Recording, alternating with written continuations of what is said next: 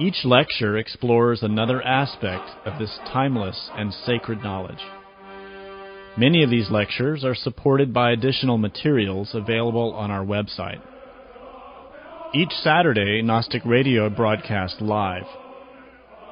The live lecture is accompanied by an anonymous chat session, allowing listeners to read additional explanations related to the lecture and providing an opportunity to ask questions of the speaker.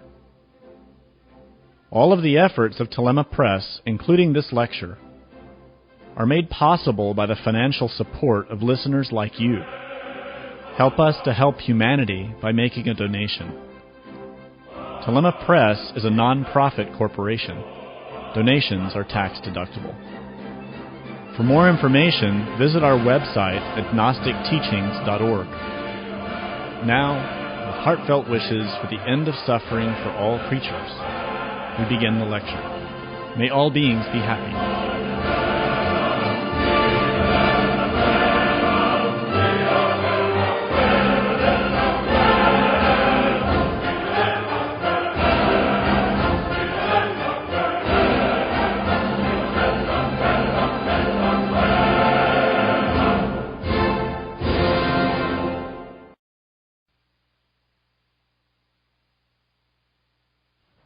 Welcome.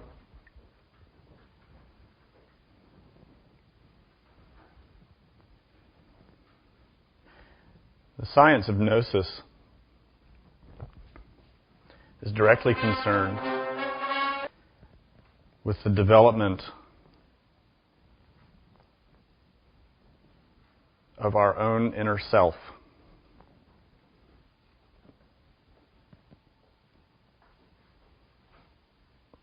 The concept of self is much debated among religions and theologians and philosophers. Gnosis itself is not concerned with debate, is not interested in debate, but rather with practical experience, with direct knowledge.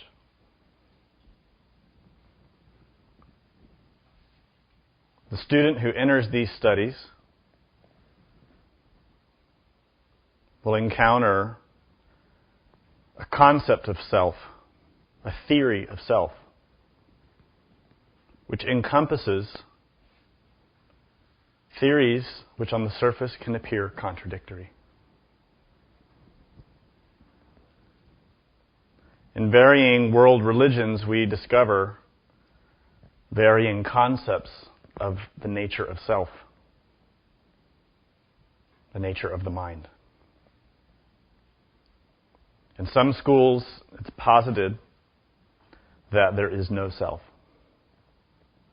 In others, that the self is the soul. Or in some, that the self is Atman.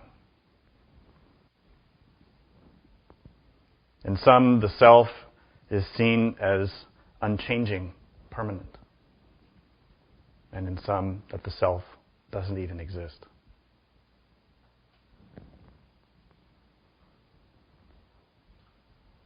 By means of this science of Gnosis, the student seeks to experience the true nature of the mind. Or in other words, the true nature of the self.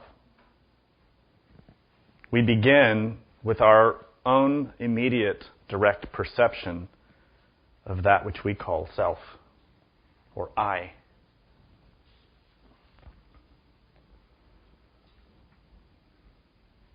The most fundamental practice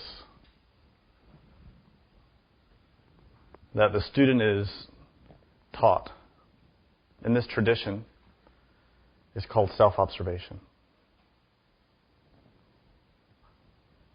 And of course, you know that self-observation is mirrored in many other traditions and called watchfulness, awareness, mindfulness.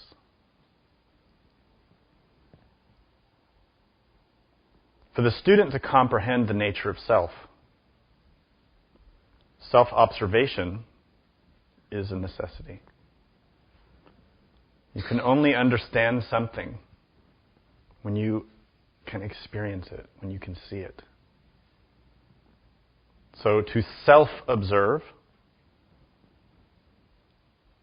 is to watchfully, attentively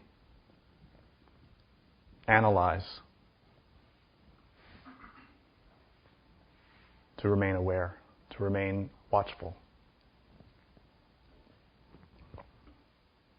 The beginning student, and even those who have been studying this science for some period of time, discover that there are enormous obstacles which obstruct the development of self-observation. Normally, the student seeks blame for these obstacles outside of oneself. Life is too hard. My job is too demanding.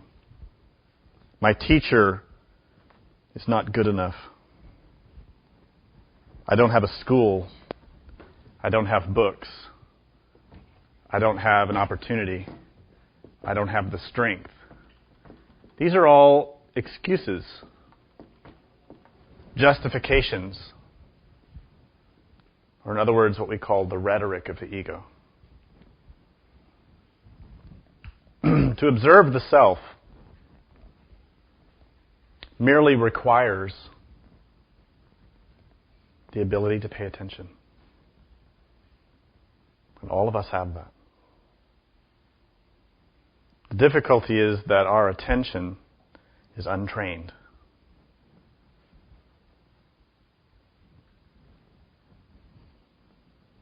When we analyze today, our experience of this day, we can discover the root causes of our difficulties. To observe oneself now, in this moment, requires conscious will.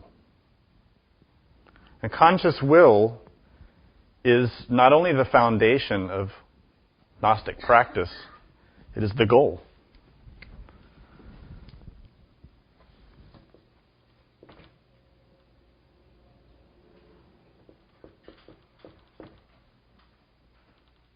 Conscious will means to have the intention, the motivation, the action under the guidance of the consciousness. You can also say under the guidance of the conscience. So, look at yourself. As you receive the impressions of life in this moment, what is unfolding within your own mind? As the sound of my voice is translated by your senses and is interpreted by your understanding, what is the result? What is promoted? What is stimulated in your own mind stream? Do you notice associative thought? Mechanical associations. If I begin to talk about school, does your mind begin to mechanically associate my words with a memory of a school that you've attended? And is that memory carrying within itself certain kinds of thoughts, certain kinds of feelings, and certain kinds of impulses? Notice how, in the discussion of school, in the recollection, in the stimulation of the mind related to this concept or idea of school, how that impression produces a vibration which extends throughout your psyche. Not only as that sensation of sound, but as a stimulant for ideas, for memories, as a stimulant for feelings, and even as a stimulant for physical sensations. If we begin to discuss a painful memory, a whole new set of impressions emerge from the mind itself. Typically, we talk about impressions as coming from the outside in. But memories, ideas, and feelings which emerge from within the mind also produce impressions, which produce results. This watchfulness of your own mind is in itself the science of Gnosis. The Gnostic student is seeking to perfect self-awareness, self-knowledge. Self-knowledge is born from self-observation and self-remembering.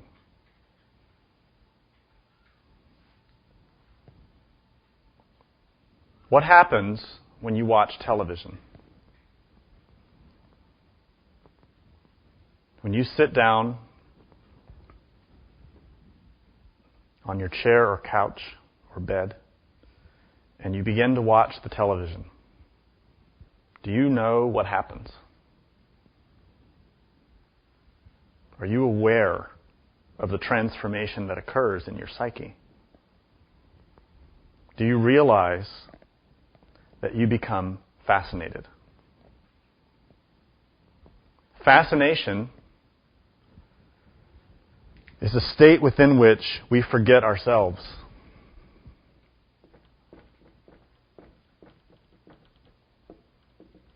And this is easily seen in how we watch movies and television. When we watch a movie or a television show, the impressions which are coming in to our sensory organs produce a state of consciousness, stimulate a state of consciousness within which we forget ourselves. We become identified with the story, with the images, with the sensations that arise.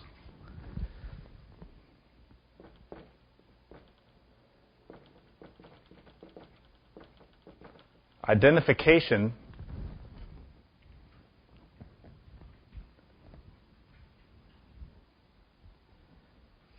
is a form of sleep. In a previous lecture, we were discussing the 4 states of consciousness. The first 2, ekasya and pistis, are states of sleep. In one, the physical body is asleep and inactive, while our consciousness escapes and dreams. And in the second, our physical body is active, but yet our consciousness still dreams. When we watch television or a movie, we forget about ourselves. We forget how we're sitting. We forget our environment. We forget our own inner God. And we become so engrossed in whatever images we are observing or whatever story we're following that we begin to feel what the characters feel. We begin to worry about what the characters are worried about. We begin to desire what the characters desire. This is a state of psychological sleep. Profound unconsciousness. This is a state of consciousness which produces suffering. It is a form of dreaming. Unfortunately, humanity has become deeply habituated to this form of behavior. In fact, we can say humanity is addicted to the sensation of psychological sleep, to becoming absorbed in dreams, in fantasies. The addiction stems from our own misunderstanding and misconception about life and about the self. The addiction is rooted in desire. The result is that we remain asleep and we remain producing the causes of suffering for ourselves and for others.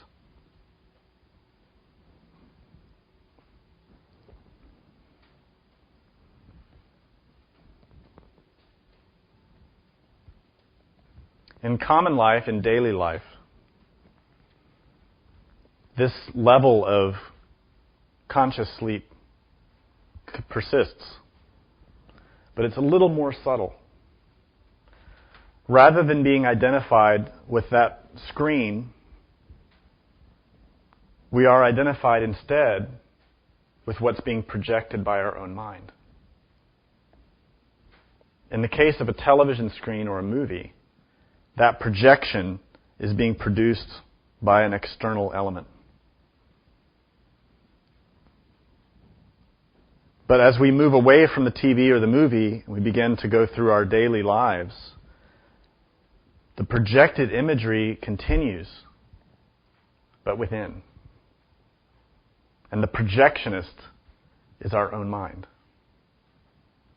projecting the images of the subconsciousness, unconsciousness, and infraconsciousness, which persists in hypnotizing our essence, or our free consciousness. In Buddhism, we talk a lot about the essence. We say essence in the sense that this is an element which is not fully developed. Another term you could use would be embryo, or seed, or germ. It is a latent potentiality. In Buddhism, there are a variety of terms for this same element. In some schools, you hear about the Buddhata. And this word really is derived from a longer term, which is Buddha Dhatu.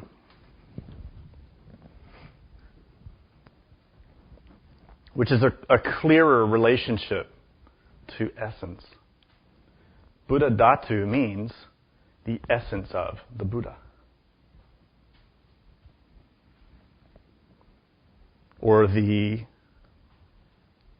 embryo, the seed.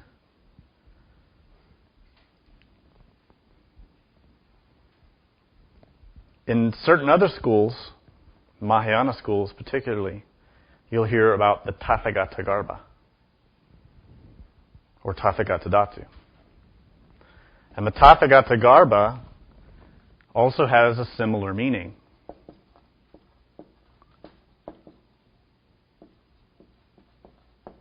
Garbha meaning seed or essence. There's also a certain implication of the term matrix here, meaning a web of interconnectivity.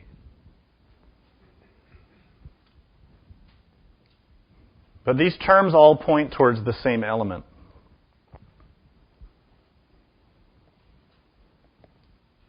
Now, some now misinterpret and misunderstand Buddhism as saying that there is no self. This is not actually what the Buddha taught. The Buddha Shakyamuni taught that we all have Buddha nature, which is this same essence. Buddha Dhatu means Buddha nature. The embryo of the Buddha, the seed, the essence, the root cause of Buddhahood. And what the Buddha Shakyamuni taught was that all sentient creatures have within the potential to become a Buddha. Or in other words, an awakened or enlightened being, fully developed. But that seed, that Buddha nature, is obscured.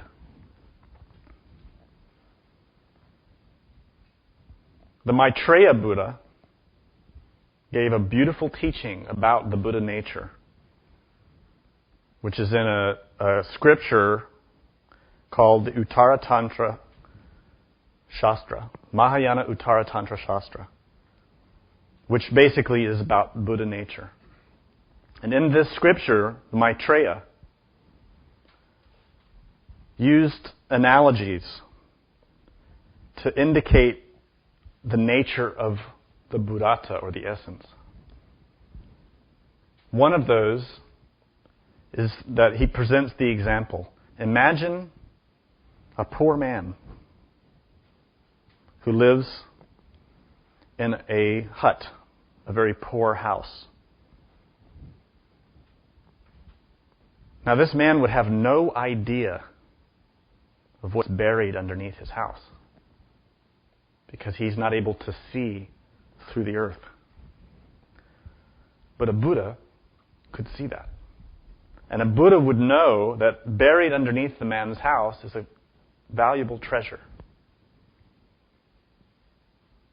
But this man, who only trusts his physical senses, has no idea. So he lives in poverty, in suffering. Now, of course, the role of that Buddha, that God, is to teach that man to look within his own house, to dig into the earth, to uncover that treasure. Of course, the treasure is the Buddha nature, which is obscured, which is buried. In another example, the Maitreya explains that the Buddha nature is like a piece of gold, but is wrapped in filthy, foul-smelling rags in a pile of garbage. And a passerby would have no idea that that hunk of gold is within that pile of garbage. But a Buddha would know that. And a Buddha would teach to that passerby to dig in the trash, to get their hands dirty, to find the gold.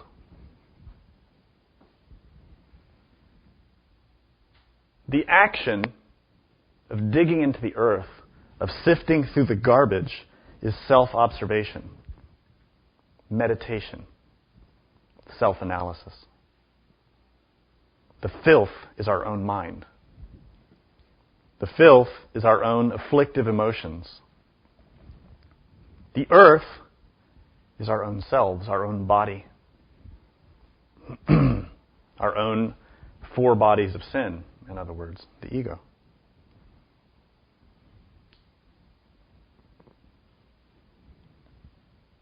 The Maitreya also says, in the same scripture,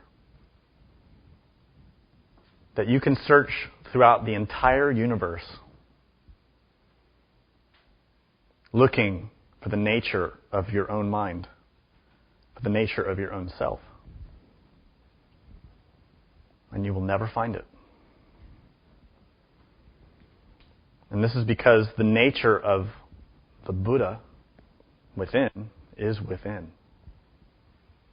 And that Buddha nature is only realized and discovered through introspection, through inner vision, through self-observation.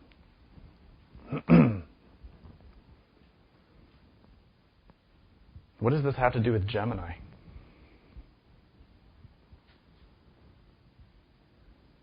The astrological sign of Gemini illustrates a function of duality. When you observe the symbol of Gemini, you see two columns, or two rods, placed side by side. And of course, this symbolizes two brothers, or twins, who work together. And this illustrates a fundamental axis of nature. Among the Greeks, they are illustrated in the mythological story of Castor and Pollux, which were two brothers. Their story, which is quite involved and detailed, essentially depicts these two brothers passing through varying types of experiences. But what's most notable is that one will die and the other will live. And they have to work together in order to sustain their mutual existence. This story allegorizes how energies in nature function.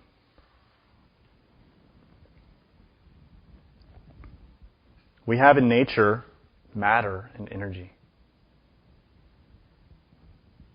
Matter becomes energy, and energy becomes matter. This is important. The consciousness that we have is energy. The longing to understand that energy, to understand God, to understand the consciousness, is an energy. But that energy has entered into matter, which is our own physical body.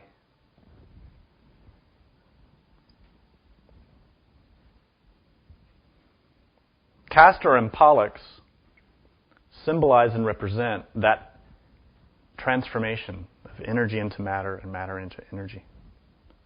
They also symbolize other aspects of nature, like evolution and involution.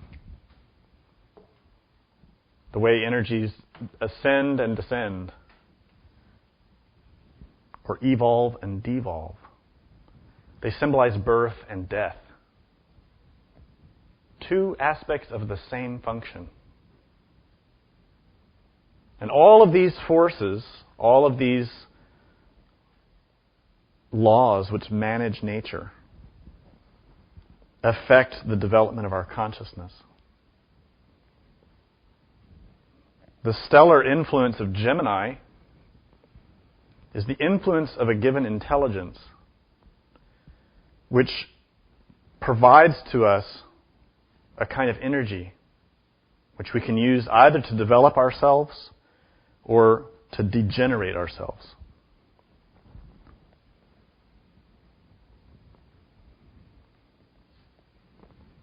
The Buddha nature comes to know itself when it's provided with energy. In other words, when you use it. If the Buddha nature is ignored,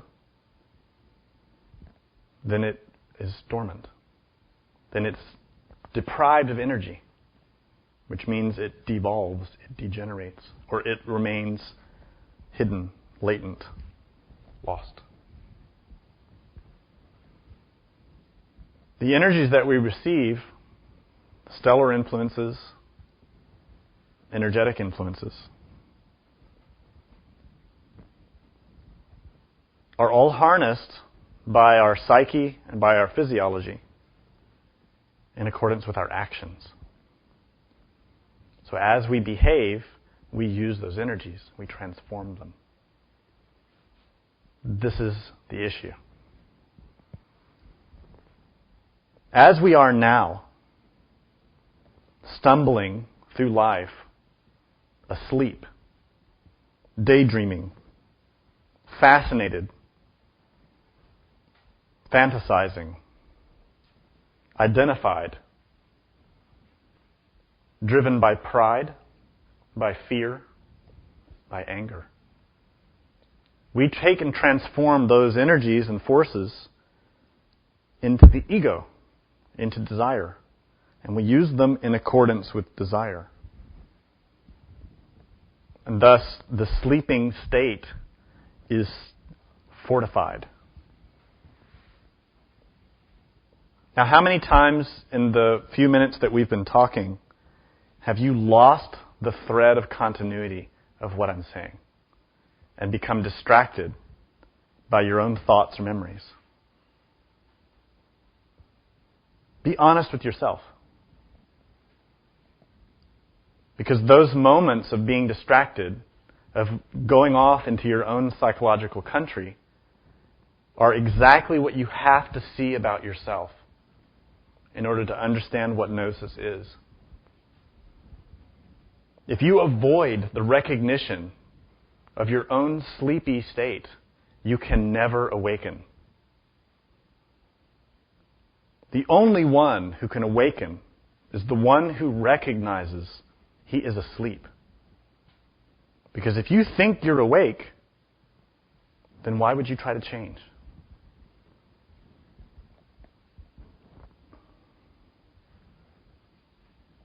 The energies that are received and processed within us from moment to moment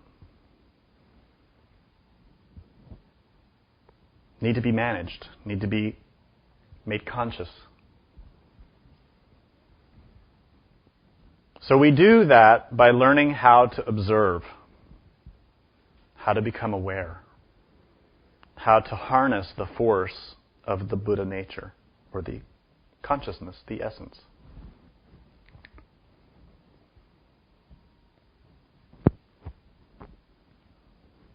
In other words, we need to learn how to pay attention. We need to remember ourselves. And this is not something that we're going to get like that.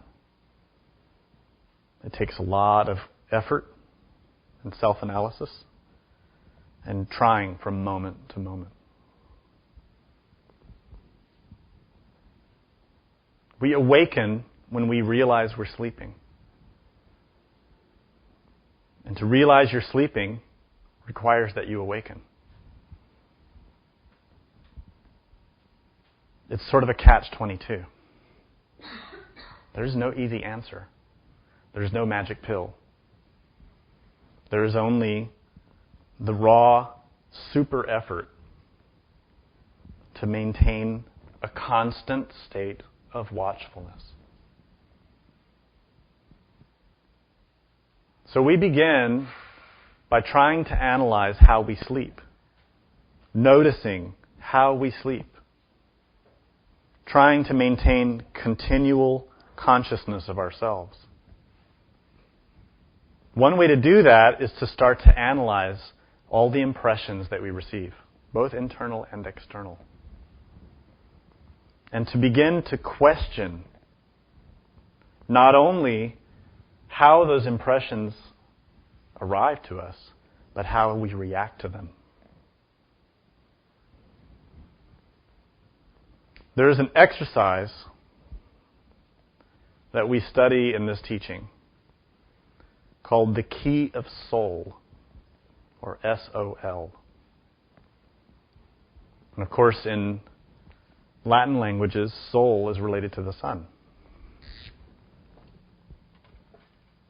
And since this is a solar teaching, that of course has significance. But really, each of these letters stands for a component of this practice. They stand for subject, object, location.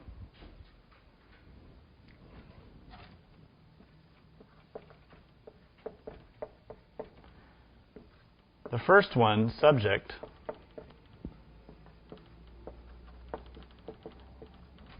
invites us to pay close attention to any given phenomenon, to any given impression, to whatever appears before us, to become aware.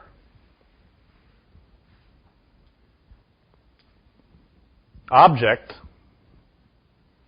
is similar. To look at the objects, to look deeper into the appearances that are stimulated and arising. And location is to question where we are. For example, suddenly I become aware that I'm not paying attention. Immediately, I should initiate this practice. Subject.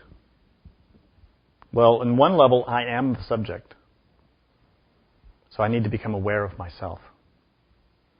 To remember that I am a consciousness within a physical body.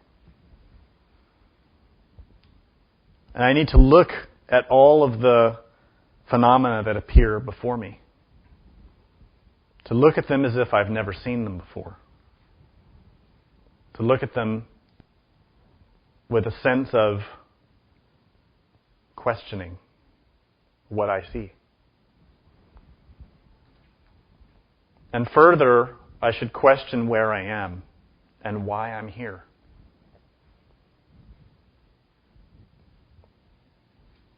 What you may notice in this exercise, if you use it, is that it promotes a division of attention. It helps us to develop a very important quality of the consciousness, to strengthen a quality of the consciousness that's necessary for us to grow. And this is the distinction between observer and observed.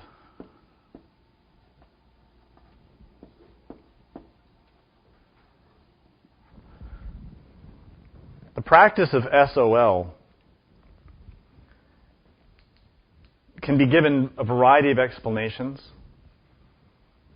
and can be given a variety of interpretations. Because in itself, it's a tool to activate the consciousness. So, you may hear and read not only how the Master Samael explained the practice a little bit differently at different times, but how varying instructors also explain it a little bit differently. The point of it, though, is consistent. Wake up. Pay attention. Notice where you are and what you're doing. Pay close attention in the moment. And what's being pointed at and indicated is to develop the difference, the distinction, the understanding of the observer and the observed. To notice that there is a distinction. To learn to have a sense of inner separation. Fascination, identification, daydreaming happens because we forget ourselves. We become absorbed in dreams, in fantasies.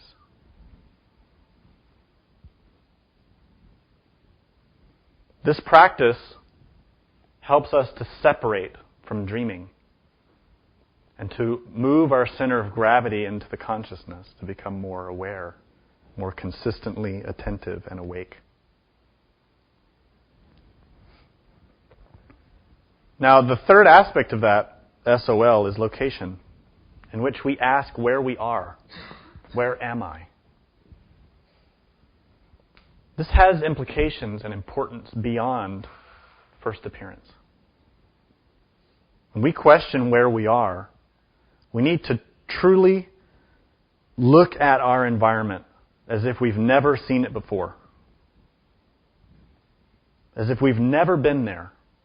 and pay close attention to the details. This is not just an exercise, which is something interesting. What you're doing in this practice is training your consciousness to work.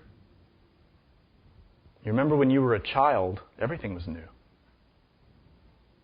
Every experience had some kind of vitality, a living, breathing quality,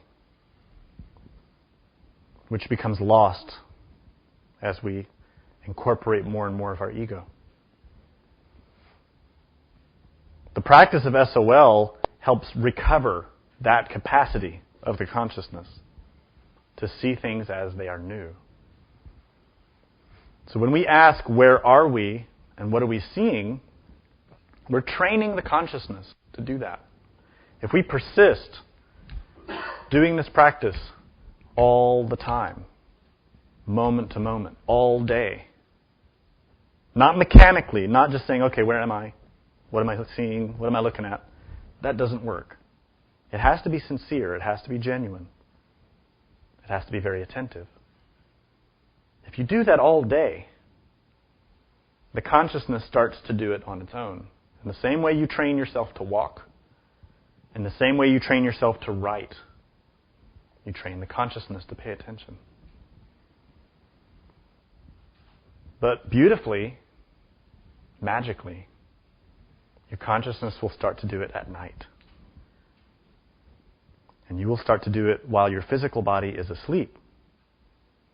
And you will awaken in a dream, questioning where you are and what you're seeing. And you will become conscious of the dream. This is the unique gift that the influence of Gemini is stimulating in humanity right now. Gemini, of course, is in the house of Mercury, which is an air sign. The intelligences of Mercury, all the hierarchies related to that ray, are in these moments providing energy and guidance and assistance to this humanity to awaken consciousness. And specifically to awaken consciousness in the world of Hod, in the astral plane.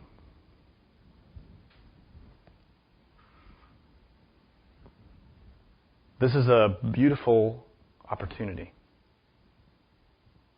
that we all have to take advantage of those forces. But we have to work to receive it. Nothing is given for free. We have to earn that gift. So although in the many teachings that we study in Gnosis, the many books, there are literally hundreds of practices, many of which are concerned with developing the capacity to awaken the consciousness in the astral plane. Such an experience does not arise mechanically. It does not arise by chance. It arises because of causes and because of conditions. We have to produce the causes and conditions to awaken the consciousness.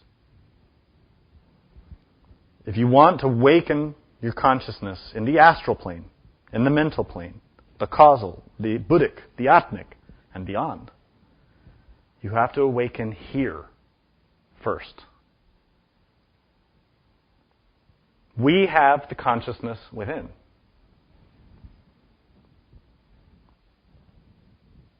We have to awaken the consciousness now. Not tomorrow.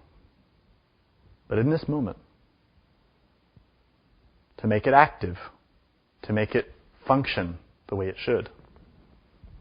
To take advantage of all the assistance that's coming from our own being and from all the compassionate gods, the angels, the Buddhas, all those intelligences which are providing their assistance. But all of that help is wasted if we do not use our consciousness from moment to moment.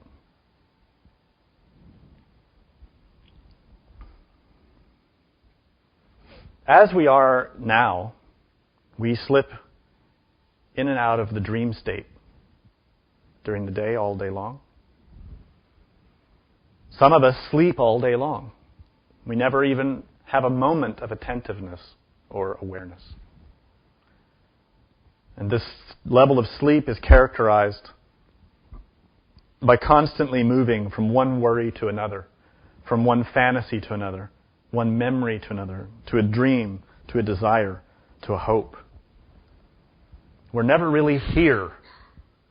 We're never really in our body, experiencing what it's like to be in the body and to receive consciously the impressions of life. We rarely have that experience as adults. As children, we have it. But as the ego incorporates, that experience becomes less common until eventually we are in a state of sleep all the time.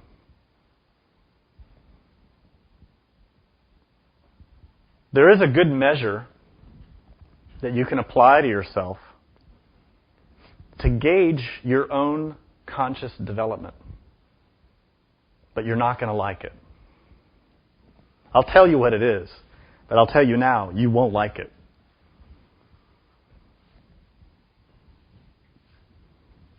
What happens when you go to sleep at night?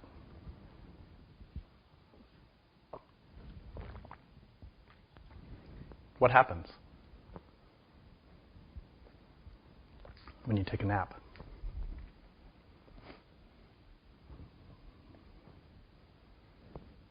Do you completely lose consciousness of yourself? Do you awaken from your sleep a little while later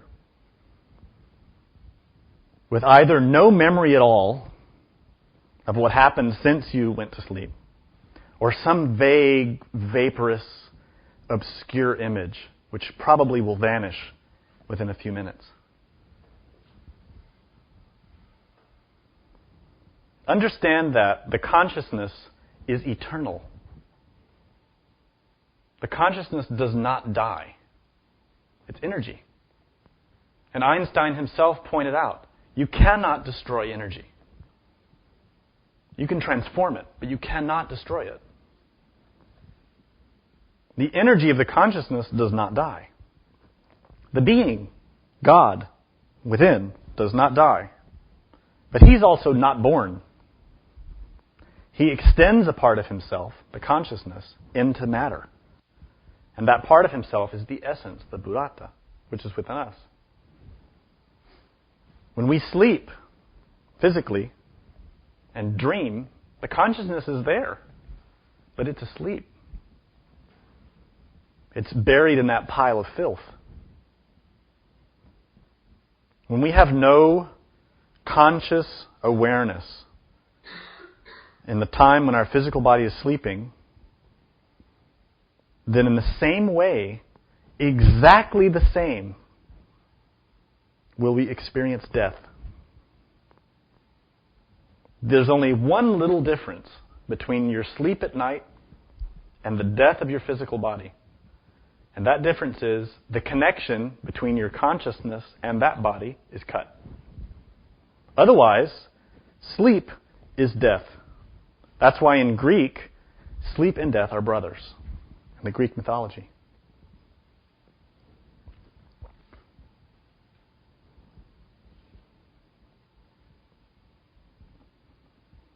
This is why dream yoga is so important.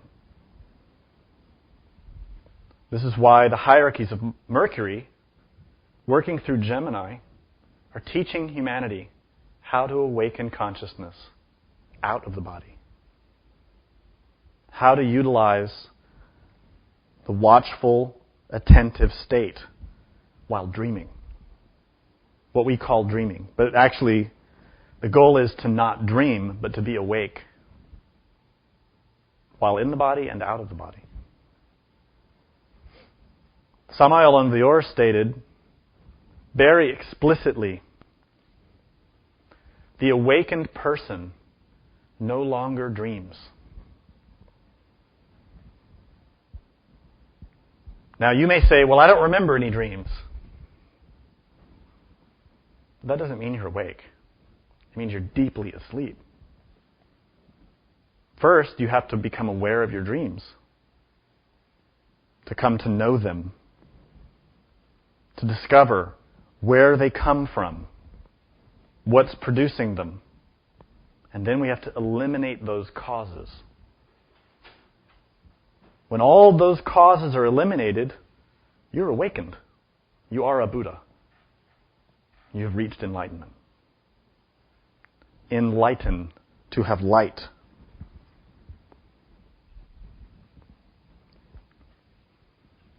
So we begin physically here, while we're in the body, training the consciousness to be awake, to pay attention from moment to moment, questioning everything that we perceive, both internal and external. Samael Aun Weor put this in terms of observer and observed. To become aware that the consciousness in us is the observer, that which pays attention. This must be made active. To actively pay attention, which means you may know that you're sitting down right now. That doesn't mean that you're paying attention to it. That doesn't mean that you're watching it. You may know that you have eyes, but that doesn't mean that you're watching your eyes, that you're aware that you're receiving impressions through your eyes. You may know that you can hear, but that doesn't mean that you're observing how the sound enters in to your ears and how that sound is translated. So watchfulness is very active, very attentive, and you may start to feel tired. You may start to feel exhausted trying to be attentive. Actually, that's a good sign. The reason is our consciousness is very weak. We haven't used it. It's really like a little baby. The consciousness that we have is not grown the way we live now, the way we're educated now. We have to consciously grow and develop the consciousness, the essence. But as it is in us, it's like a little baby. It has no coordination. It has very little energy. It's very small and fragile. It becomes tired easily. It cries. It has a lot of longings. It needs food. It needs nourishment. It needs love. And our own Buddha nature is the same. But unfortunately, because of our own wrong actions, we have trapped that Buddha nature within a pile of filth, which is our ego. Which is, incidentally, that running commentary that you hear in your mind right now. That running commentary is not the consciousness. That is your mind, which traps the consciousness. The chatter that's always processing is not the consciousness. It's chatter, which are the voices of the ego. Sometimes it sounds good, sometimes it sounds bad, sometimes it's neutral. But don't mistake that chattering voice for the consciousness. It's not.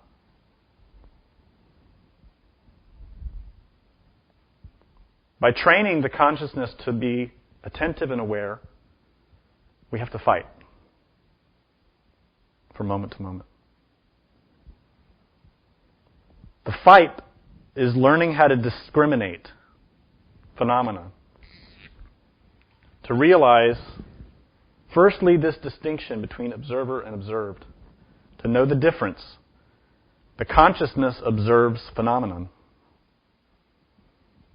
But you have to see that in yourself, to feel it, to discover, where is the consciousness in me? What is that? And while you are aware of that, to also be aware of what's outside of that consciousness. Now the observed, so we know, okay, the observer is the essence itself. But we also have to observe it.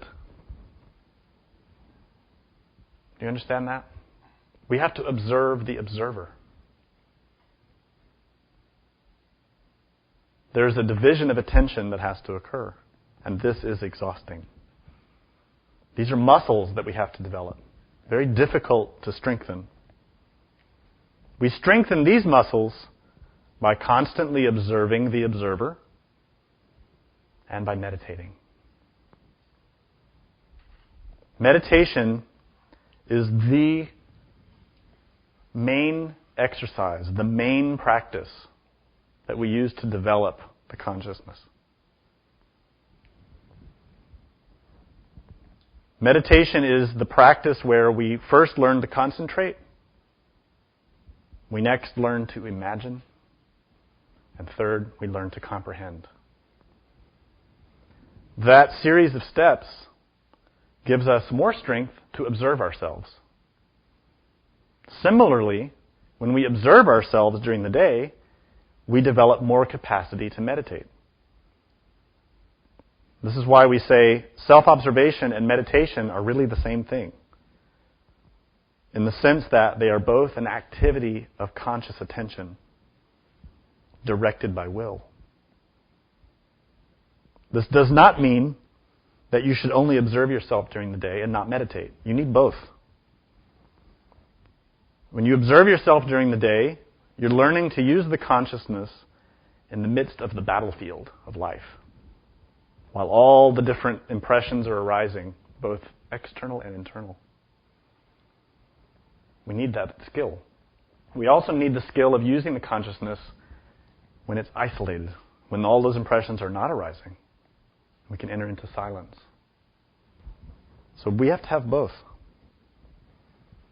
The observed is all phenomenon. That includes the essence itself. It includes our physical body. It includes our three brains. It includes our mind. It includes the external world. Is this appearing to be a challenge now? In synthesis, the Gnostic student has to teach themselves to simultaneously observe everything. Everything. Not only all the impressions that are coming from outside, but all the ones that are arising inside, and how we perceive them. That entire series, that entire collection has to be maintained continually within our field of perception, consciously. Now, as we are now, this is extremely difficult. And you might say it's impossible, but it's not. In fact, it's required. And no one can teach you how to do it. No one can do it for you. You can get indications, you can get assistance, you can get clues, but you have to teach yourself. You can't rely on anything or anyone other than your own consciousness. This is why the Buddha said, I cannot save anyone. I cannot make anyone a Buddha. You have to do it yourself. Now, the assistance that you can get comes from Christ. And Christ is that compassionate energy, not a person, that force which is given unto us within.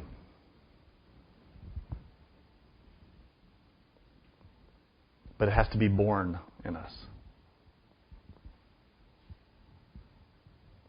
So we began by studying the teachings, studying ourselves, learning how to use the consciousness.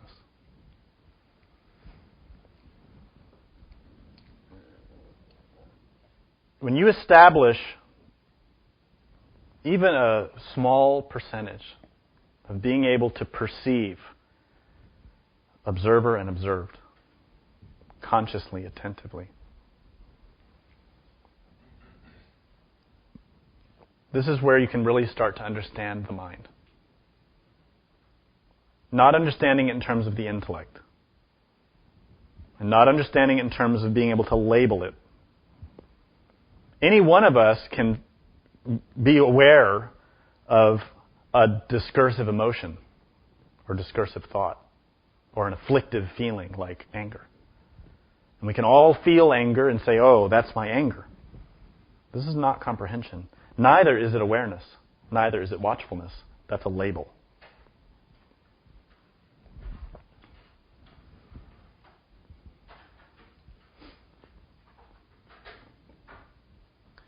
To awaken the consciousness, to utilize the consciousness, is to observe. When you have a feeling, you have to watch that feeling. You have to observe that feeling. The beginning student, even some advanced students, can easily make the mistake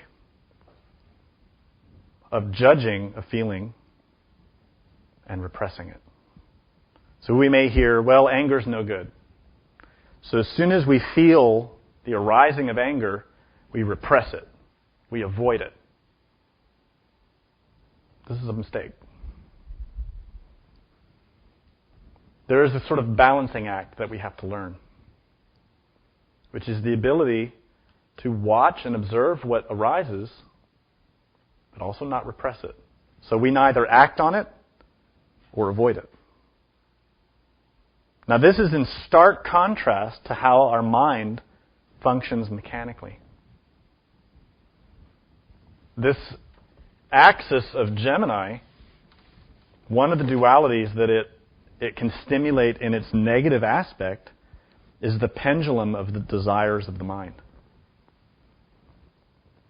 When we're not in this kind of study, when we're just acting like a normal person, an impression strikes the consciousness, strikes the mind, and we react. That reaction occurs across a range. If you imagine a horizontal line, there's a whole range of qualities here. On one side, far out to the side, is all the qualities related to aversion. Something that we want to avoid. And on the far opposite end of that line are all those qualities that we crave, that we desire, that we want. And in the middle are things that we're kind of indifferent to. So we have this range of qualities. We see a given person on the street, and that impression enters into us. When we're not paying attention, that impression stimulates some part of the mind that happens to be there. So we may feel aversion to that person. We may feel craving for that person. We may feel indifferent. None of those are conscious. These are mechanical reactions stimulated in the mind. And this is happening all day long. But in each reaction, wherever it occurs along that line, is a transformation of energy. The energies that are arising in us, that are arriving, are transformed and assimilated according to the reaction produced by the mind. If we see a person and we feel lust for that person, that energy of the impression, combined with the energies in ourselves, feed that lust and stimulate it, making it stronger. If we feel envy, like we want what they have, then we stimulate that envy. We feed it and strengthen it. If we feel pride, we feel better than that person, then we stimulate and feed that pride. This is how we are normally. Or we would say abnormally. But constantly throughout the day and throughout the night. As we sleep and as we experience impressions, All those energies are being transformed and assimilated by the ego. This is an influence related to Mercury, related to the mind, related to Gemini. It's this duality of the pendulum which is occurring in us right now. The solution is to pay attention, to become aware of the impressions that are entering into the senses, to observe them. Now, if we're walking down the street again, and we see some person, and we feel aversion, let's say we see somebody that we feel is inferior to us, we have to observe that. We have to analyze that. Don't avoid it. Don't repress it. Don't act on it either. Remain indifferent. Remain watchful. Observe the feelings. This is the first stage. To remain aware. Simply watching. Then, later, do the same in meditation. Later in the day, you sit, you relax, you close your eyes, and you review the varying events in the day that strike you as important, things that you need to understand. All you need to do is observe them. You replay the scene and watch it in your mind. But notice something important. Your mind will try to change it. Your mind will try to alter the memory, to try and change it to support the ego. There are a lot of subtle things that happen, and the development of attentiveness is key to stop making mistakes. In that process, both in day-to-day, moment-to-moment experiences and in meditation, what you're seeking, remember, is to enter the third state of consciousness, which is self-remembering, which is a state of profound conscious attention combined with the remembrance of God. In other words, in that experience of seeing a person on the street that we feel is inferior to us, if we remember God, we remember our own being, how can we feel pride? How can we feel superior to that other person who also has God within, who also has a being?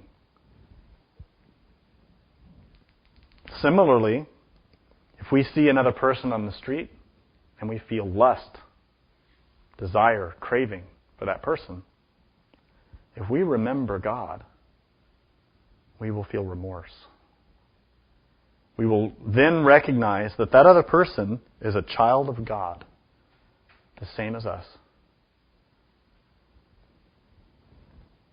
We may, for example, see this lustful person, a person that we feel lust for, rather. And by remembering God in that moment, by observing ourselves and seeing that lust for what it is, we can realize that that lust is a desire for an image, for a sensation, which is ephemeral, which is impermanent, which is an illusion. In all the experiences of life, by learning how to use the third state of consciousness to be in self-observation and self-remembering, we are starting to work with the Tao. The Tao is the third state. And that is a state of profound attentiveness, where we learn to pay attention to everything as it is, not trying to change impressions, but to comprehend them. Now you'll see here that this Tao, or third state, transcends the duality of the mind. To be in the third state of consciousness transcends craving and aversion. In fact, it transcends evolution and devolution. It is beyond birth and death. It is. And this is why they say the Tao is, was, and always will be. It is a state of absolute existence. Through the third state of consciousness, remember, we enter that door up the vertical path, the levels of being.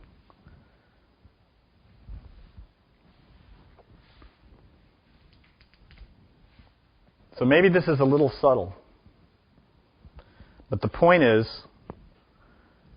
when we learn to consciously manage the dualities of life, all the dual forces of nature within ourselves, we transcend those dualities.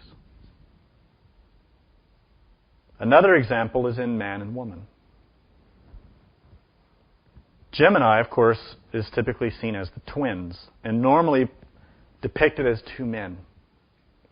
But actually that symbol has many levels of meaning. The two columns of Gemini can represent the two columns of the temple. The two souls of Atman, which are Buddhi and Manas, or in other words, the spiritual soul and the human soul. Those two pillars can also represent the astral body and the mental body. They can also represent ourselves and our double, which is one of the great occult mysteries. It can also represent ourselves and our astral body. There are many doubles, there are many twins, there are many pairs. But in every case, the development of a consciousness occurs when the pairs are equilibrated. And they're balanced. We see this also, of course, in studying the nature of Da'at.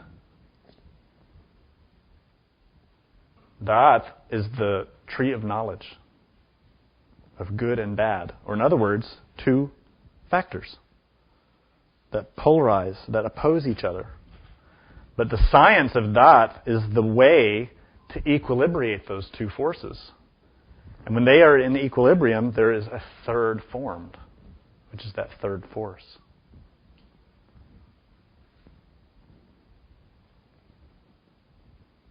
Similarly, we have in ourselves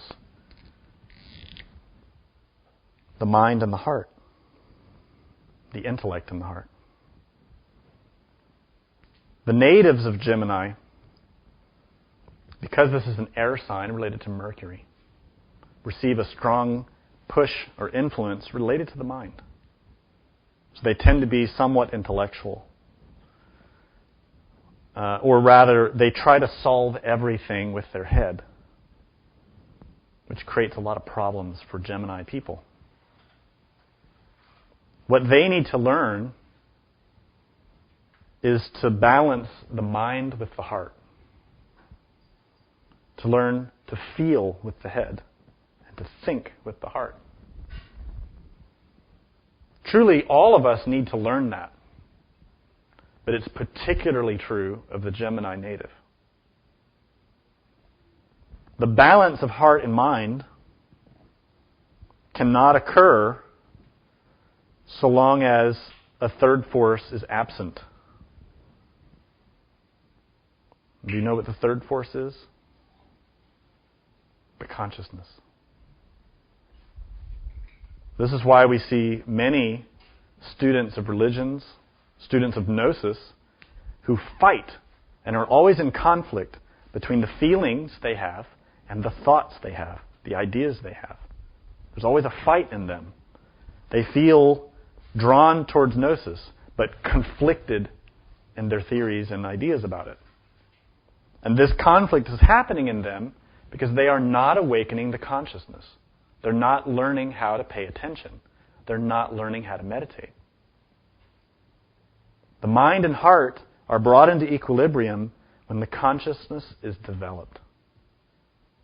And then these two, heart and mind, are naturally equilibrated. Those three are strengthened and fed and fortified through transmutation. So you may encounter students who have this conflict. They may be transmuting their energies. They may be studying Gnosis. They may have a lot of good ideas about Gnosis. They may seem very sincere emotionally, but they're always in conflict. They're always fighting within themselves and with others. Fighting outside, fighting with ideas, fighting with theories. For example, there are students who may be studying for years who nonetheless remain deeply conflicted about these studies. Perhaps they are deeply conflicted about meditation, not understanding what meditation is or how to meditate. This is a very painful experience. And the issue arises simply because that person is placing too much importance either in the heart or the mind. In reality, they have to be balanced within the context of the consciousness. And this is not something that anybody can teach them, and it's not something that anybody can do for them. Each of us has to arrive at that understanding on our own, and it's painful. It's difficult. This is why we always emphasize repeatedly to meditate, to practice. Notice and observe in yourself how willing you are to spend an hour a day or 2 hours a day watching television, but you're not willing to meditate. How resistant you feel to practicing meditation. But you're very willing and excited to watch TV, or to watch movies, or to gossip, or to read magazines. Why?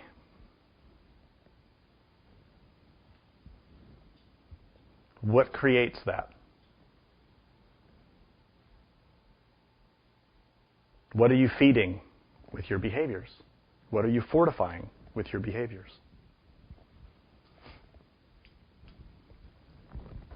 The Indian tantric master Padmasambhava, who brought Tantrism to India, taught something very similar to the master Samael Aun Weor. When we study this practice of SOL, we're learning how to separate the consciousness and observe. And in this very potent and long-held secret tantric scripture, we read these words from the Indian master. You should observe that which naturally arises and naturally originates within your own mind. First, observe the source from which these appearances initially originate. Second, observe the place in which they abide in the interim. Third, observe the place to which they will finally go. Then one will find that just as, for example, a pond-dwelling crow does not stray from its pond, even though it flies away from the pond, similarly, although appearances arise from the mind, they arise from the mind and subside into the mind of their own accord. The practice of SOL, in its refined development, in its refined practice, leads the consciousness to understand that all appearances are produced by the mind. If you have a struggle or a conflict with meditation, it is not the fault of your instructor. It is not the fault of your school. It is not the fault of the day and age in which you live. It is arising from your own mind. If you have a desire to watch television, it is arising from within your own mind. If you have a conflict with your boss, with your friend, it is arising within your own mind. The development of the attention and consciousness should lead you to that comprehension. To never blame. To never assign responsibility outside. To comprehend that right view perceives the inherent nature of all things as being empty and impermanent. Thereby, we can reduce our own suffering and begin to act in the right way. So, what we need to do in synthesis is to learn how to awaken consciousness right now, in this moment. To become aware of that conflict within ourselves between craving and aversion, and to observe that. To notice how we have, let's say we have a craving to have experiences in the astral plane. We have a desire for that. But is it a desire of ego, or is it a longing of consciousness? Only you can know. I'll give you one more little clue about the consciousness that we have within. Because really, unless you grasp this, Gnosis will always remain a mystery to you. The consciousness is what we have to develop. To develop that, you have to know what it is. You have to be able to find it in yourself and to work with it. The Maitreya Buddha said, let me read the quote so I don't miss something.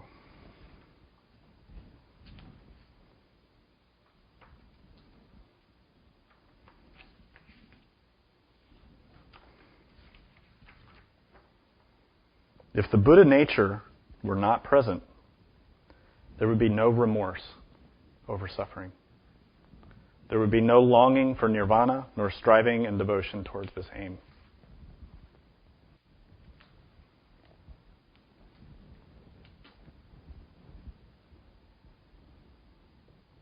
The longing to know God, the longing to experience the truth, is a longing of the consciousness, is a longing of the Buddha nature, the essence.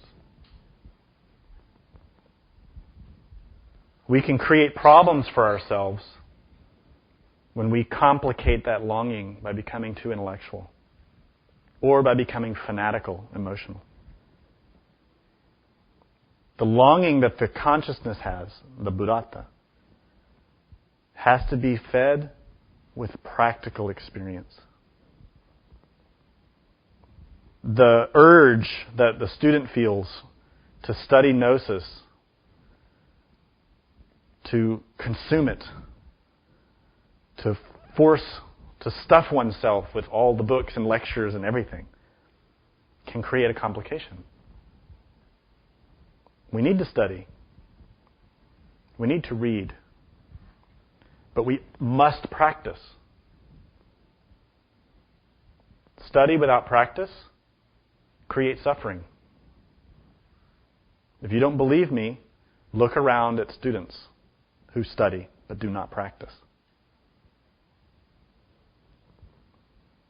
This is one way that we need to balance heart and mind with the consciousness. The heart has that longing to know what Gnosis is, to know what nirvana means, to know what God is, to experience the astral plane, to experience talking with an angel or a God. That longing is part of the Buddhata, which longs to reunite with God. And there's a longing also of the Buddhata which comes through the mind. The longing to understand. To understand why life is the way it is. To understand the laws that manage the planets and suns. Why we have a physical body. Why do we die? But if we just stimulate those longing qualities in the heart and mind, and we do not practice, we will remain outside of the door of Gnosis. The Gemini native can suffer from this particularly because they can become overly intellectual or fanatical. They have this dual aspect. And again, the answer is meditate. Practice. Learn how to be attentive. Learn how to be aware.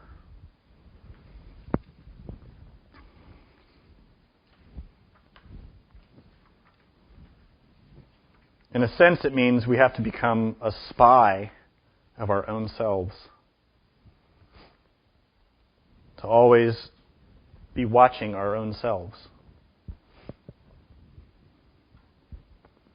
There are a number of practices that we study in this teaching. Of course, today we've talked extensively about self-observation and self-remembering. And there are numerous practices that we can begin to study to develop our own skills with meditation. But in relation to Gemini, the focus is particularly related to becoming conscious of the dream state. Of course, that begins physically. To stop dreaming physically. To be attentive. To be aware. But we also need to learn to become conscious as we transition between the first two states of consciousness. In other words, when the physical body is going to sleep, we have to become conscious of that. Any person can develop the ability to remain conscious while the physical body goes to sleep. And you do it by making the effort to do so. So tonight, when you're ready to sleep, you can lie down and pray from your heart and ask your own inner being, your own God, your own Divine Mother, for help. You can also pray to those intelligences that are related to Gemini and Mercury to help you. There's a mantra you can use if you want to chant aloud the mantra Rusti, R-U-S-T-I, and extend the vowels. Rusti.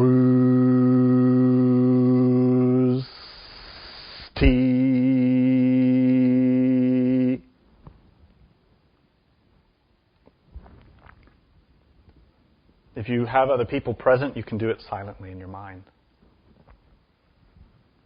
But it's not enough to just repeat a mantra. You have to be attentive. You have to be watchful. You have to utilize the consciousness. It's not enough just to lie there and start making noises. If you don't utilize your consciousness, you cannot awaken it. The consciousness does not awaken by any mechanical means. There's no drug. There's no trick. There's no shortcut. The mantras help. They draw and focus energy. They stimulate psychic centers. They can open doors. But to walk through the door, you have to be awake. There is no accident here. There's conscious will. Now, the real challenge becomes learning how to do that without desire. If you're lying in your bed and you're starting to do the mantra, but you feel a lot of desire to have this kind of experience, you probably won't. Because that desire may well be egotistical. Similarly, if you feel a lot of fear, it won't happen. Because fear is a desire. It's just aversion. Through practical experience, we can affirm to you that the one who learns to enter at will into the astral plane is the one who knows how to be in equanimity within the heart and mind. To be in equanimity means to have neither craving nor aversion. To be at peace. Now, Gemini is the symbol of those two columns, whose power is the power of association or fraternity, harmony. So we've already talked about the harmony of heart and mind. This harmony is an equilibration or balance or equanimity. Gemini, those forces through the influence of Gemini can assist us in our understanding and development of equanimity. So when you try this practice, if you feel fear, just reflect. Every night when you go to sleep, you go to the astral plane. You just don't know it. That's what you should be afraid of. Is you're going into realms without consciousness of it. What you're trying to do now is become conscious of it and to take control. If you feel desire or longing that's very strong, reflect in a similar way. Why should I feel desire for something that's natural? If God wants me to have this, He will give it. Have peace. Have acceptance. And the experiences will unfold naturally. Do you have any questions? Yes. What is the next realm after the astral plane?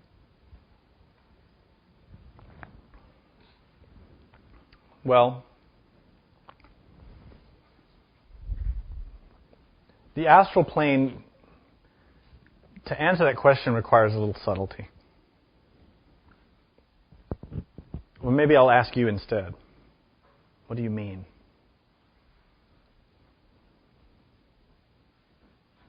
Is there in sleep a higher realm that you can enter into? Yes, there are many levels, many realms.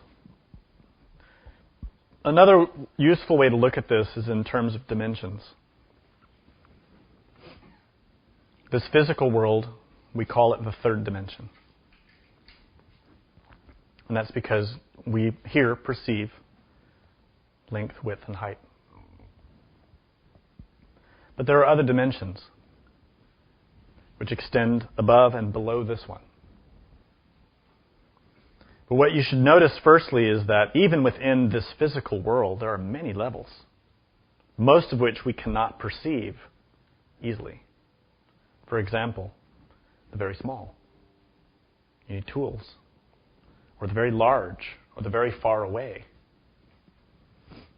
But the same is true for other dimensions. They also have levels, different aspects.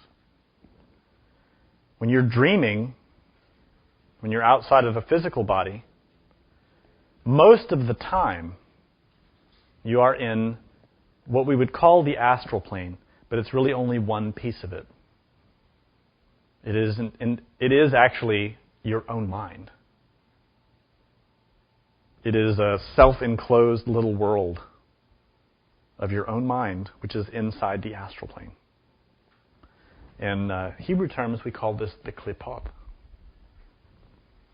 And it is the unconscious levels of your mind, the subconscious levels of your mind, and the infraconscious levels, which are illustrated in this tree of life by this inferior tree. And there are 9 levels to that. So it goes quite deep. Generally, in our dreams, we're in the first level, which is called limbo. But more disturbing dreams, like nightmares, are in the deeper levels. What's important to point out here is that this is where the majority of our dreams are experienced. Dreams are living experiences. We're just not aware of it. We're just not conscious of it. Some people are. So we always hear about lucid dreaming, or out-of-body experiences, or near-death experiences. These are all really the same phenomena with slight variations. They are experiences of the consciousness of other levels of nature, which exist within us, which also exist outside of us. A dream is an experience of our own mind, which is real. But when we're physically dreaming, we're here projecting our dreams in the mind. So they seem kind of indistinct. When you step outside of your physical body, utilizing what people call the astral body, those experiences seem very real. That's why we usually don't realize we're dreaming, because we think it's real. So you may wake up some morning and say, why was I dreaming of having a long conversation about philosophy with a hedgehog? Because you were dreaming and you thought it was real. Your consciousness was so asleep, fascinated, identified, hypnotized, you didn't realize you're in limbo. Your own psychological limbo.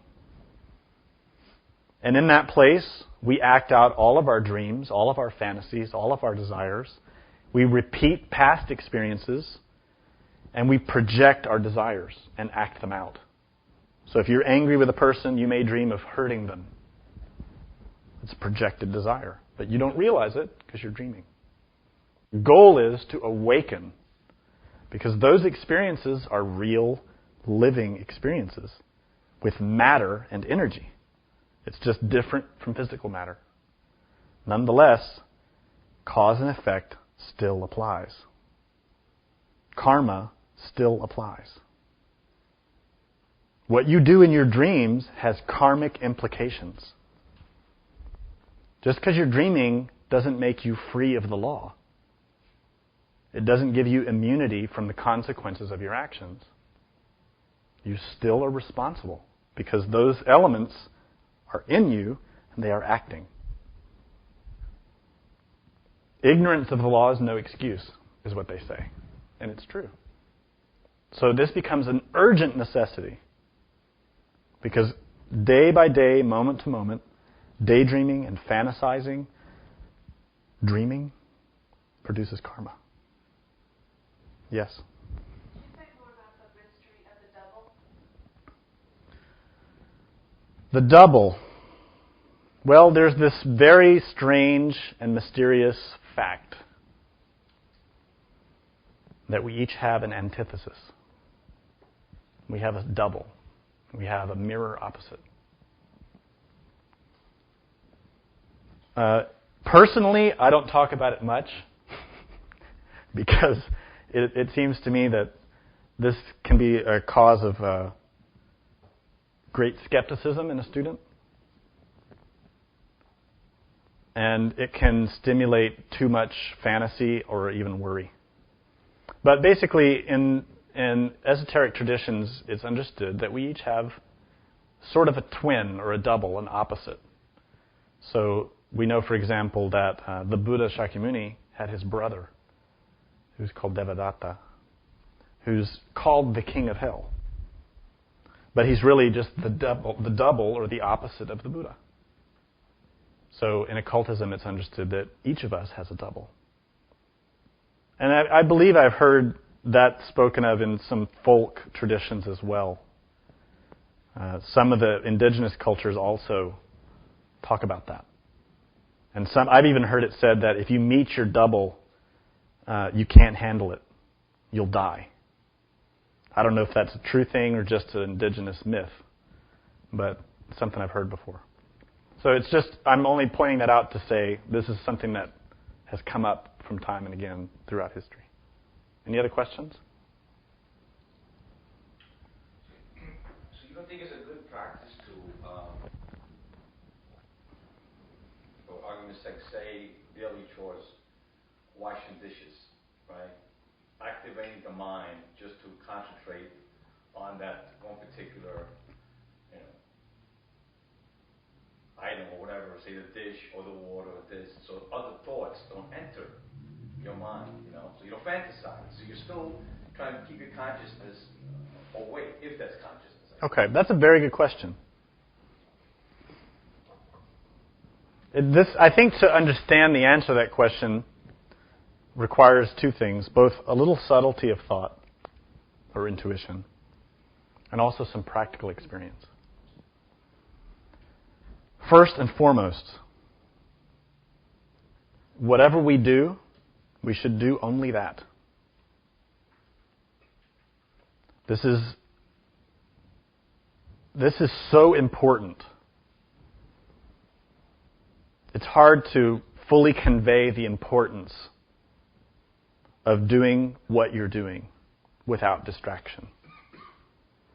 And the reason behind it will be understood when you do it. But typically, when we do any given thing, let's say we're washing the dishes. Normally we wash the dishes, but we're thinking about other things. We're thinking about the bills. We're thinking about work. Same is true when we're going to sleep at night. We're not just there to go to sleep. We're thinking about tomorrow. We're thinking about what happened today, etc. The whole point of our studies is to gain conscious control over our mind.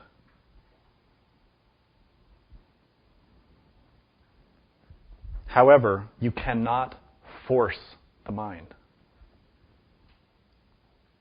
You can only silence the mind naturally. It will silence on its own. Now this is why I say it requires a little intuition and a little practice. Because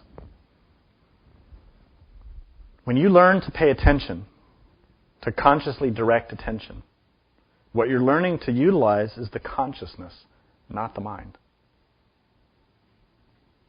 But we confuse that. Typically, we think the mind is the consciousness. And this is where the problem begins for many students. In other words, in the Dzogchen tradition, for example, they state this very well. One instructor, one master from the Dzogchen tradition in Tibet said, whatever thoughts arise, observe them. And if thoughts don't arise, observe. Whether this or that, remain the same, observing. Same is true when you're doing the dishes.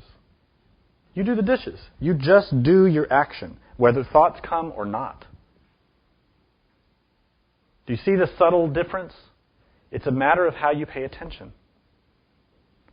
Normally, we get so kind of indoctrinated with this idea we must silence the mind that we take a sort of violent approach, which does not work. It actually creates more problems, which become very difficult to unravel. So right from the beginning, do not gag the mind. Do not force your mind to be silent. Firstly, it's impossible to do it. Now you might force and gain the impression that it's becoming silent, but that is a lie, it's an illusion. The deeper levels are even worse conditioned than they were before, because you're forcing something, you're repressing. And that can become very difficult. Instead, focus on learning to pay attention, no matter what happens, no matter what's arising, no matter what's passing away. So as you're doing the dishes, for example, you pay attention. I'm washing the dish. You don't have to think anything, right? You're just watching yourself do it. And then you see and you notice some thoughts arising. Remember the quote I read from Padmasambhava? He says, notice where the thoughts come from. You just observe. Here comes this thought about John and his problem and this and that. You notice it. You observe how the thought kind of hangs in your mind for a little while, and then it goes away. But all the while, you remain consciously attentive. Normally what happens is the thought arises, and we become identified with it. We start to think that thought. We start to feel what that thought stimulates. We start to feed it and follow it. Oh, well, maybe I should do this, and maybe I should go here. Maybe I should talk to so-and-so. We become identified. We go to sleep. And after a moment or two, we're not even aware of what we're doing, washing the dish. We're actually imagining John and the thing that happened and what we need to say and do. We're asleep. We're dreaming. The Master Samael Aumbior said, it only takes an instant of forgetfulness to begin dreaming. Like that. We're dreaming. So you can say about an argument between two people or more, the mind of the other people getting identified with it? Yeah. It's easy for us to become identified. Even by external things that we observe, we can become involved and identified in our own mind. There are many examples that the Master gives in his books. But I think it's most useful to look into our own lives and discover what are the things that cause us to lose awareness of ourselves. We have to become mature, consciously speaking. And that maturity arises when we begin to recognize our own behaviors and how we choose what we do. Why do we choose to do the things that we do? We become very quickly absorbed into things that were not our original intention. And so an example given is we may see two people arguing, which doesn't concern us, but we can become involved because we become identified one way or the other with what they're going through. And that way we can bring on a lot of suffering onto ourselves that's not necessary, and we can cause others to suffer too. There are innumerable examples of how we sleep. But the point is, we have to learn how to do one thing at a time and pay attention to that. To question. When something is stimulating us to act, we have to question that. Where is that stimulation coming from? Where is that impulse coming from? Is it conscious? Or is it mechanical? This is not an easy battle, and it's not a short one. So each day, each moment, we have to observe and pay attention, not to gag the mind, not to reject what's arising, but to observe it. Does that answer your question? Okay. I'll give you another sample. Then almost it's like I can't really give my opinion about something also. Excellent. No, but why? See, for any argument's sake, say watching a reality show, okay, and the singer comes up, and it's bad. My taste of music to it, I don't like it. Say, my emotional center starts, working, blah blah blah. Is something wrong? Is there something wrong with that? Well, you have to discover that for yourself in the nature of each experience. But it's very important that you question it in the way that you're doing. With each experience that arises, with each impression that you are observing, you have to question your reactions. You have to question your impulse to say something and discover, here I am getting stimulated by this impression of the music or the singer, and I have this phrase that's bubbling up that I want to say. But why do I want to say it? Is it to benefit someone else? Is it my pride? Is it my anger? Is it sarcasm? Is it something conscious or not? So it means, in a sense, we have to become more passive as a personality and more active as a consciousness.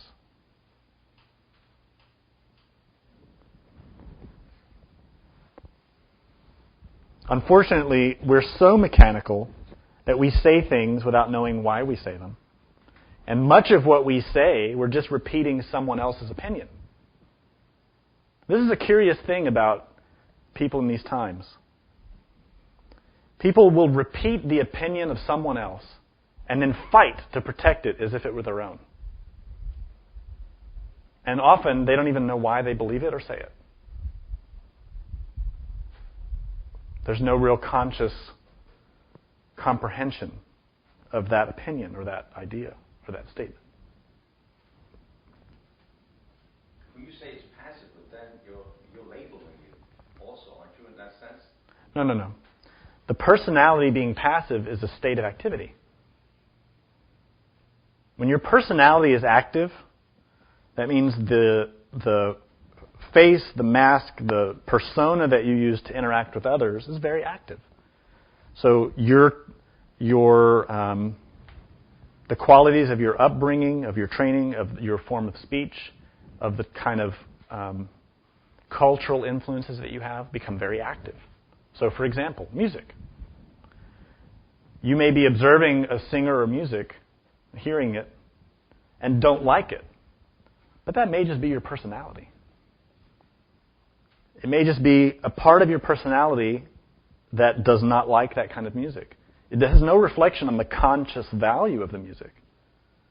So if you were raised in Latin America, you have the cultural value, the personality, which appreciates and enjoys Latin American music. But if you hear music from China, you may say, yuck, and not like it. But that doesn't mean that's a conscious reaction. It's a reaction in the personality. Where a person who's conscious and attentive and aware may be able to perceive the conscious values of that music and learn to appreciate it, if there are any conscious values in it. You follow me? But it's still almost like dislike and like, You're still... Well, the bottom line is, the consciousness is. Like and dislike are reactions of the mind. Craving and aversion, like and dislike.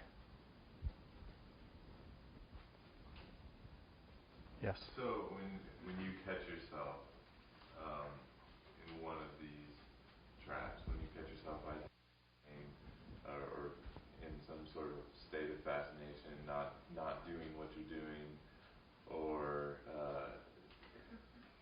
avoiding or craving something, you don't want to repress it. You do want to observe it. But if it's something that you see as being like negative, or you don't want to identify, you don't want to be caught in this state of fascination, do you just play it out, but just like watch it, or what? It just seems like I don't know how do I handle it? It seems like you can't do anything. It's hard not to use the mind. It's so... The point of this process is to develop the capacity to act from intuition. Intuitive action is what leads us to awaken the consciousness.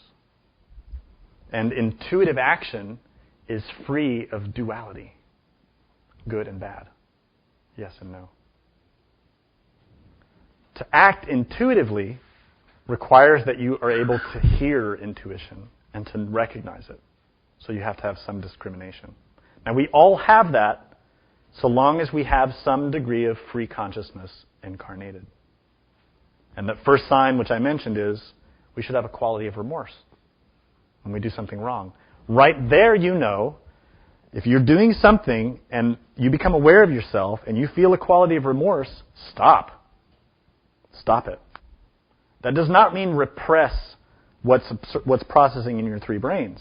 It means cease that action and observe yourself. For example, you may find yourself in a heated argument,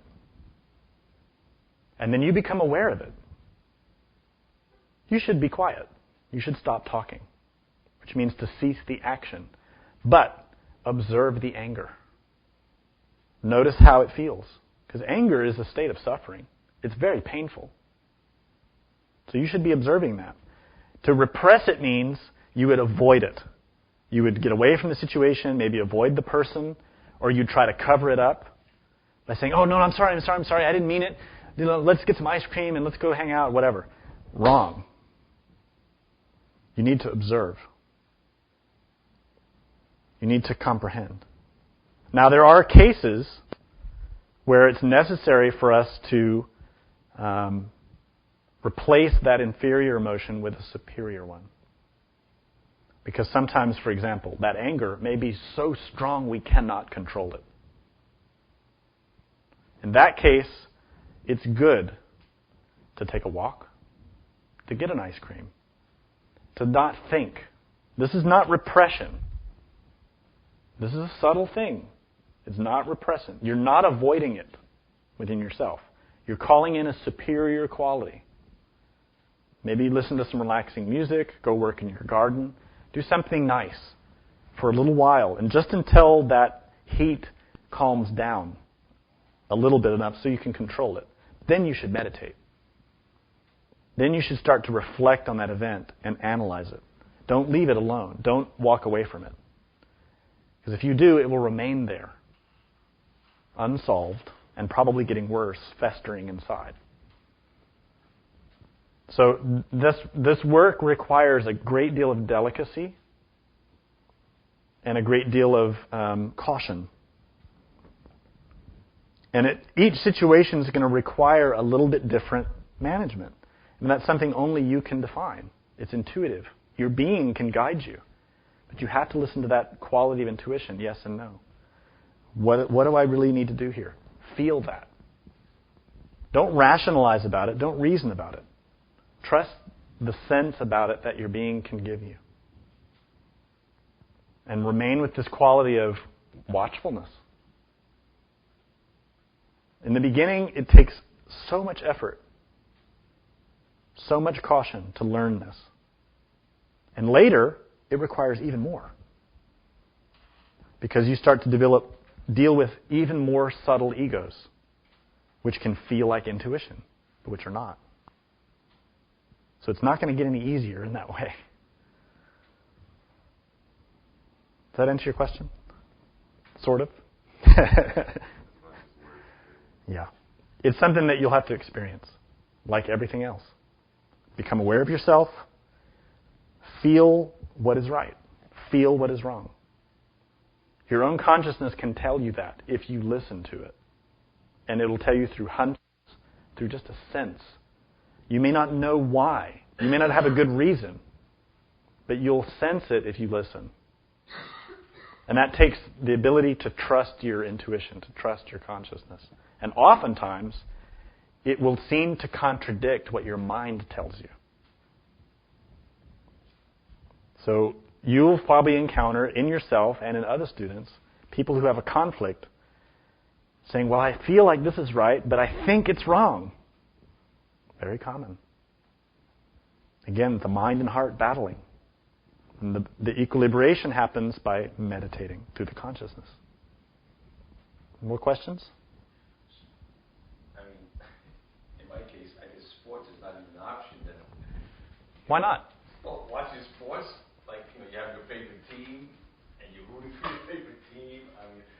You can watch sports. Let me tell you something. Gnosis is not about abandoning or changing your physical habits. It's about understanding them and making better choices. You can watch sports, but watch them consciously. You see? Because the reason I'm putting it that way is, if you have a great love of sports, if sports has been a part of your life, that means that a great portion of your mind is wrapped up in that. And if you avoid sports, you won't comprehend that part of yourself. You won't understand it. You'll be avoiding it. So watch it. But watch it consciously and watch yourself until you can really comprehend and understand it. You may find, in the end, that you can watch the sports and not be identified, but enjoy it. You may find you don't need it anymore. It depends. It depends on your own development. So similar qualities can happen with music. We all talk about how classical music is helpful, right? It's good. But many people are identified with it. And it's a very egotistical thing for them, which is harmful. So it doesn't mean they should stop listening to it. It means they need to just listen to it consciously and learn to discriminate and differentiate. Gnosis is in the experience of each moment. We have to transform our experience of each moment. You won't find Gnosis by avoiding things. You find it by transforming them. So here's another simple example. The master I was reading from earlier, Padmasambhava, was a great tantric master who had profound wisdom related to all the varying arts and sciences of Gnosis. In certain stages of his development, he would meditate in cremation grounds. Now, most of us would say, not only is that foul, it's unhealthy. You know, why would you go to a cremation ground? There's so much filth there and the potential for disease and all these. Just our whole being will reject that idea, right? Our whole sense of self. But for him, there were conscious values that he was able to develop through that experience. So the point is, we need to look to transform our life as it is now. Now, certain kinds of behaviors we obviously need to stop. Fornication, obviously. We shouldn't kill anybody. We shouldn't do things that are harmful. I mean, that's clear. So from that point of view, then we start to say, okay, what other activities that I'm engaged in now are harmful? Should I stop them? Then you need to analyze. Maybe you love to read books. It doesn't mean you stop reading books. You can read, but read consciously, and you may find that your tastes change. What about television? That's up to you. Some people need to stop that completely. Some are so identified with it that if they reject it completely, their problems will actually get worse. This is one thing that the Master says in Fundamental Education. If you completely repress a behavior, you don't solve it. You can actually make it worse. You need to comprehend it. So it doesn't mean that you should walk away from a behavior completely. And he says that in the book quite clearly, Fundamental Education, that some students will walk away from certain kinds of behaviors and repress them and ignore them. All that happens is the desire for that experience actually gets stronger. The desire for that behavior. So it doesn't work. Repression does not work. Avoidance does not work. Any other questions? Okay. Thank you.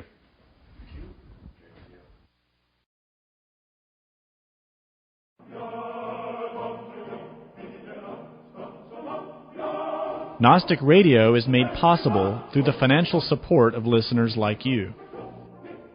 To make a tax-deductible donation, visit our website at gnosticteachings.org.